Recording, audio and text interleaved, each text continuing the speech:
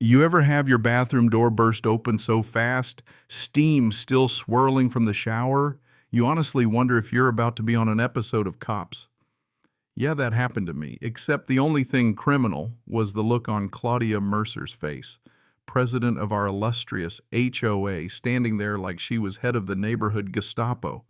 No knock, no warning, just her and two bored flunkies, arms crossed, smug grin, tossing out random inspection like she's deputized by God himself.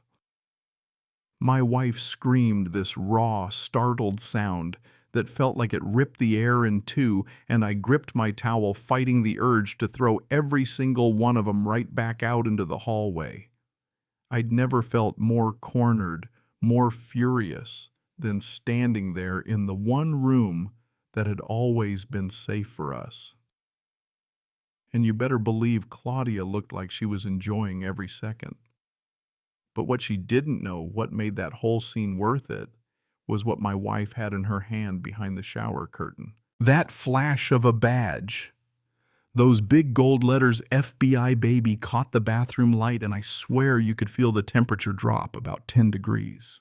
That room froze. You could hear Claudia's grip on her clipboard slip. Their inspection wasn't just illegal, it was a federal offense, and in that silence I could almost hear the sound of Claudia's power breaking, even if she couldn't. You ever want to see someone like Claudia get what's coming? Well, buckle up. Because the fight that started in that steam-choked bathroom didn't just blow up in our faces, it exploded across the whole neighborhood. My name's Daniel Reeves, civil engineer by trade, the quiet type, who used to design security systems for places that would laugh at Claudia's little power trip. She thought I was just another mild-mannered homeowner, the kind you could shake down with fines and shame. She had no clue I was holding the match that could burn her whole little kingdom to the ground from the inside out.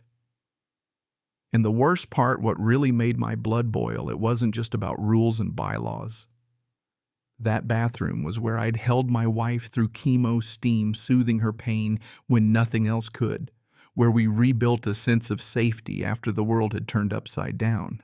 For Claudia to barge in, master key swinging, treating my wife's dignity like evidence in a bad crime drama, man, that wasn't just invasion, it was desecration. Now here's the irony. While Claudia was bursting in on us, that fountain at the neighborhood entrance, her pride and joy was out there wasting thousands of gallons a week. But she's up in every board meeting preaching water conservation, handing out fines like Halloween candy. For us, water wasn't about some ornamental fountain. It was about dignity, about every hard-won breath my wife took.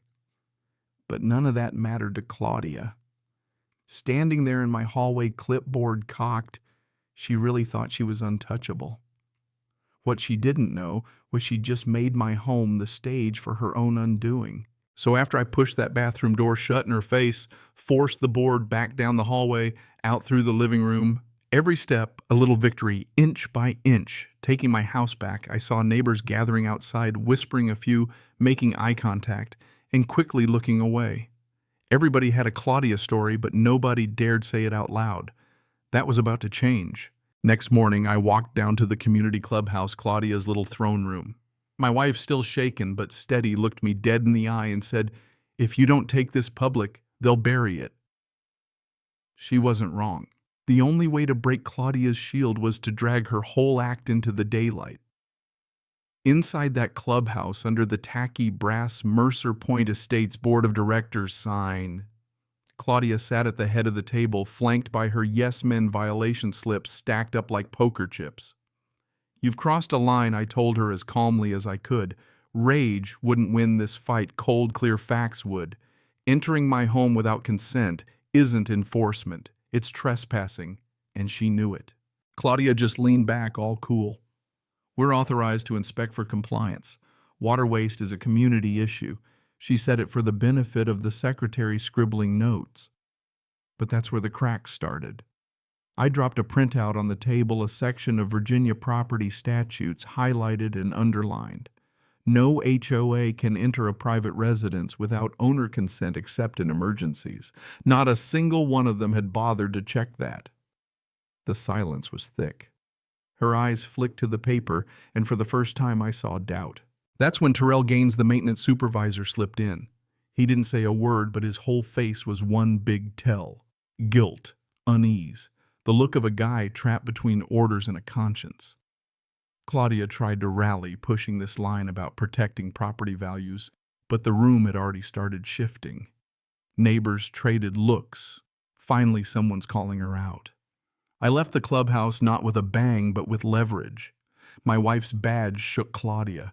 My knowledge of the law was going to bury her. That afternoon, I found Terrell tinkering in the maintenance shed. When I mentioned the master key, his jaw-locked eyes dropped. Hands started shaking. He didn't want to be a part of Claudia's game, but fear kept him quiet. "You'll have to decide," I told him. "When the board crosses the line again, you're either with her or with the rest of us."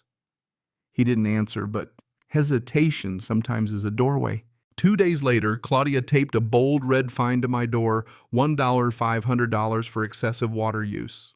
My wife's anger was quiet but burning. "She's trying to break us in public," she said, and she was right. But I left that notice up for every neighbor to see. Then I walked straight to the fountain. Up close, it was a mess, cracks everywhere, pump, groaning water bleeding into the dirt. My engineer's eye saw what most people wouldn't. That fountain wasn't just wasteful, it was operating illegally under state codes. I measured, took photos, made notes in plain sight. If they wanted to play the water game, I was about to show the whole street where the real waste was coming from. By the next board meeting, the tide had started turning. Neighbors now lingered by my mailbox, offering nervous nods. In the community hall, Claudia started her usual sermon about water conservation, eyes slicing toward me. I stood up before she could finish. "Your conservation campaign is built on lies," I said, laying out the evidence. The state inspector had everything.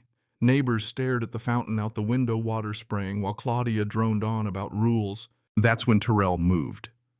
For the first time, he looked ready to say something. Claudia snapped Terrell, "Sit down," but his whole body was a confession. Guilt resolved the war between right and wrong. I didn't push him. Not yet. But the room felt different, no longer hers. That night, Terrell showed up on my porch, hat, low voice, barely above a whisper. "She made me do it," he said. Claudia had ordered him to use the master key, threatened his job if he refused. He had kids, he couldn't risk it. But when your wife screamed, I knew I'd gone too far.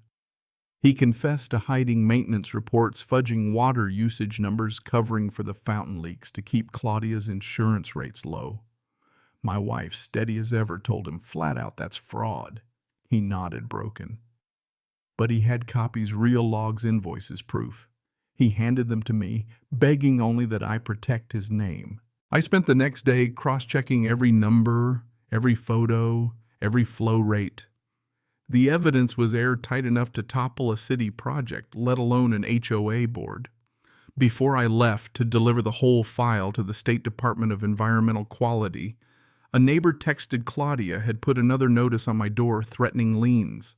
Her desperation was sharpening my case. Then came the showdown. Saturday at the community park, neighbors, restless tension, thick. I spread the evidence on a bench, photos, maintenance logs, contractor reports. People crowded around, disbelief turning to outrage. Claudia marched over, spitting threats about confidentiality. But before she could finish, Terrell stepped out of the crowd and said, clear as day, "They're not falsified." I logged those numbers. Claudia told me to hide the leaks. That park went silent, then exploded, neighbors demanding answers, some clapping Terrell on the back, others turning on Claudia. The next board meeting was standing room only. Claudia tried to command the room, but nobody was listening. I stood up, binder in hand. This isn't just about my wife or my home. It's about dignity, about the law. I laid out every piece of evidence, Terrell beside me with his original logs. Claudia lost it, called us liars, but nobody believed her. The neighbors roared, waving their violation notices like war flags. For the first time, Claudia looked small. Her stage was now her reckoning. A couple days later, the state inspector rolled up, took one look at that fountain, checked Terrell's logs, and pronounced it in clear violation of state regulations. Fines were coming, compliance orders filed, the board exposed a liability. Claudia tried one last desperate defense, but Terrell, finally free, stood by his testimony. Her own board started muttering about resignation. By the end of the week, Claudia was finished. The state issued letters demanding repairs and levying fines that dwarfed anything she'd ever slapped on a neighbor. A special election was called. Claudia wasn't even nominated. Terrell kept his job, now valued for honesty. The fountain was shut off, a reminder of what unchecked power costs. Standing by that roundabout with my wife, the silence around the dry fountain felt like real victory. Claudia had tried to strip us of dignity. She ended up exposing her own corruption, and the neighborhood finally breathed easy again. Sometimes all it takes is one person saying enough to remind a community who really holds the power. So tell me, where do you stand on HOA power? Have you lived through something like this? Drop your story in the comments. Let's hear where you're watching from and how you'd handle a Claudia of your own. If you want more stories of neighbors fighting back, hit subscribe, because this is just one chapter in the fight for a little peace and dignity right where you live.